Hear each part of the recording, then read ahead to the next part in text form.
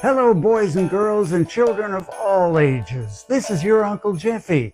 Welcome to Uncle Jeffy's Electric Picture Book Stories. Today's story is called Moosesicles. Let's find out about it. Listen up closely and lend me your ear. You won't want to miss what you're going to hear. For the story I tell you, you won't soon forget, so pull up a chair, climb on it, and sit. Terwilliger Bean is the name that I'm called. I'm much like my dad, except I'm not bald.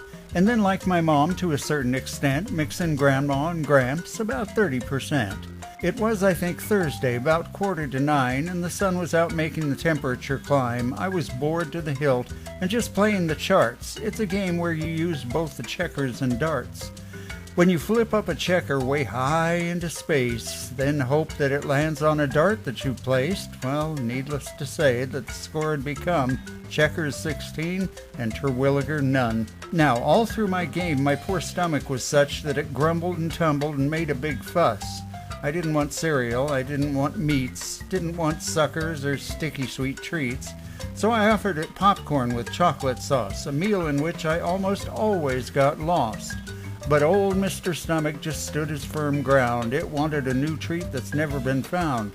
What would I do if my dumb appetite threatened to keep me awake day and night? Why, the answer was clear. I would go visit Dan, who was kind of a jolly and silly old man. And Dan, as you know, if you have any a brain, his recipe is dating way back before rain or snow was invented. Now that's a long time. I knew Dan could help out this stomach of mine. You must understand first that Dan's sort of weird. He'll tell you the strangest things you've ever heard, and folks in this town have been heard here to say that all of his marbles have all rolled away.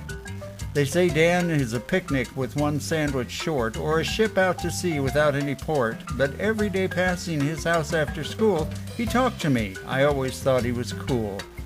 So I made up my mind and wrote Mom a note and put on my sneakers, my hat, and my coat. I hopped on my bike and pedaled away down Maple Leaf Drive behind Thistleheart Bay. And as I suspected when I had arrived, old Dan was out petting his kitty cat Clyde. I got off my bike, but before I could speak or let out a sound or just utter a peep, Dan said, "How are you doing, Terwilliger friend?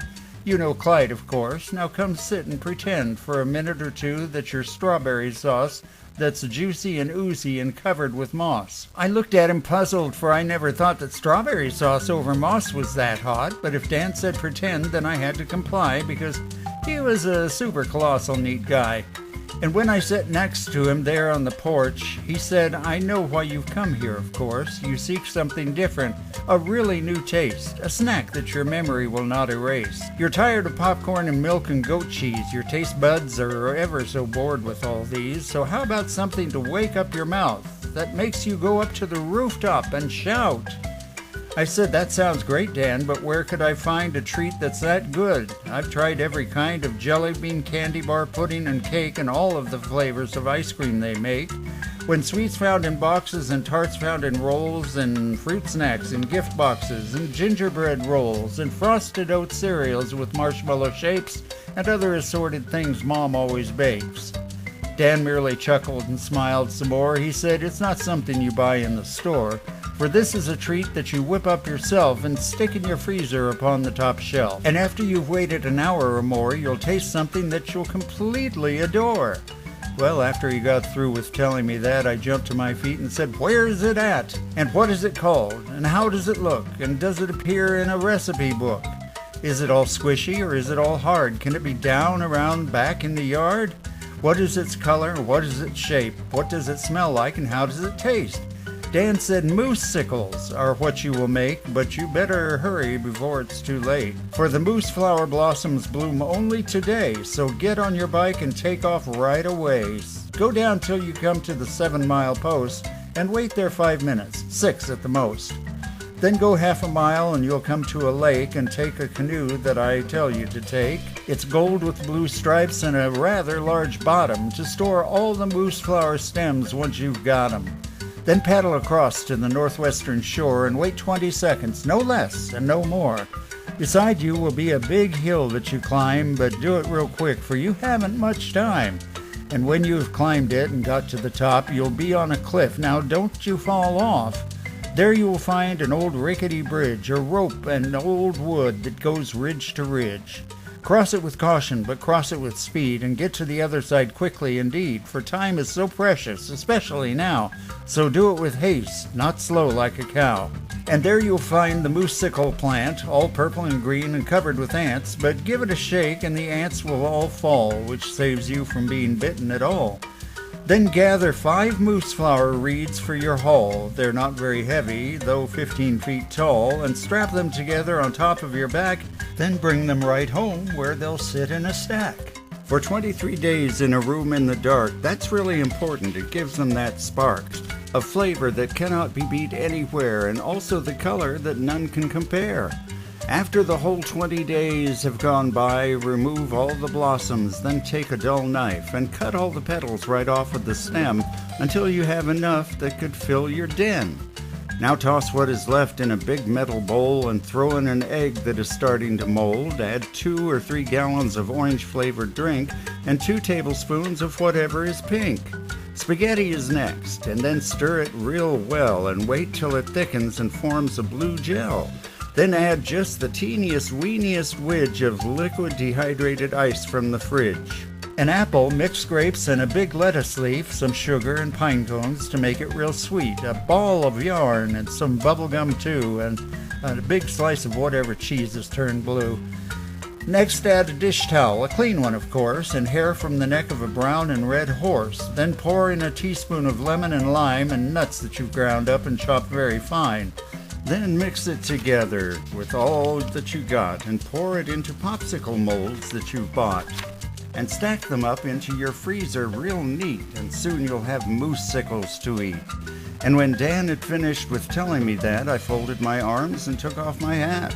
I looked at him puzzled, not able to leave, and told him that this really is hard to believe.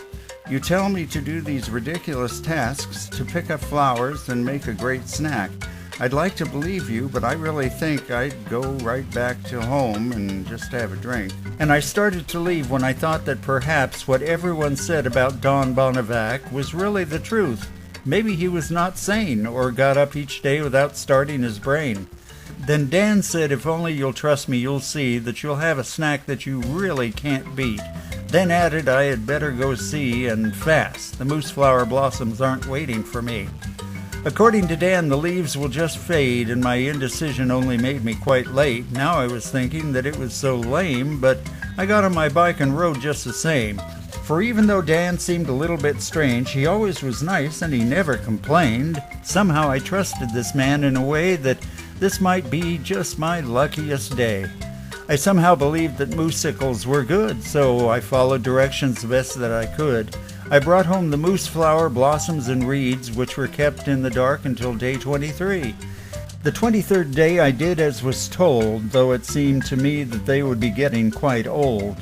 Then I gathered ingredients left and then right and mixed them and fixed them long into the night. And then let them all freeze, and then when they were done, I opened the freezer and picked me out one and popped that Moosesicle right onto my tongue and took me a lick, and goodness, what fun! The taste was the best that I ever have tried. Dan was right, he never had lied. And now when I look for that special treat, I go get ideas from Dan down the street. And though what he says to me may seem absurd, I know I can trust him. He's good at his word. Dan is a man I can really trust, and for some good food, he is really a must. There now, boys and girls, wasn't that fun? Be sure to join me next time for Uncle Jeffy's Electric Picture Book Stories.